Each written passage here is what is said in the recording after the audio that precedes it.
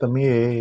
လူတယောက်ရဲ့နှလုံးသားနူးညံ့ပျော့ပြောင်းမှုအတွက်ရသစာပေဖတ်ဖို့လဲအရေးကြီးတဲ့သမီးထို့သဖြင့်တော့ကြပြလေးတွေစာနုစာရင်လေးတွေဒါတွေလည်းဖတ်ဖြစ်အောင်ဖတ်စေခြင်းနဲ့သမီးဖေငယ်ငယ်တုန်းကရေးထားတဲ့ကြပြလေးတစ်ပုဒ်သမီးကိုဖတ်ပြမယ်နော်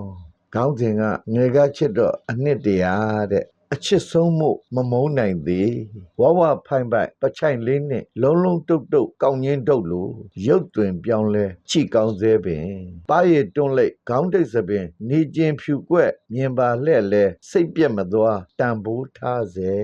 လမ်းမှာတွေ့ကြုံရင်နေခုန်ပြီးမလုံမလဲစကားလွှဲကตาเจ้าမာเจ้าဘာအကြောင်းညာအကြောင်းရှေးဟောင်းနှောင်းဖြစ်ပြန်ပြောဖြစ်တော့အတွင်းစိတ်က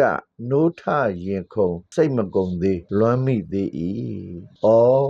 ငယ်ကချစ်တော့အနှစ်တရာဆိုတာဒါမျိုးလားကွယ်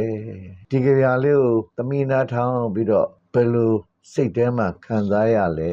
တခုခုတော့သမီးခံစားရမယ်ထင်ပါတယ်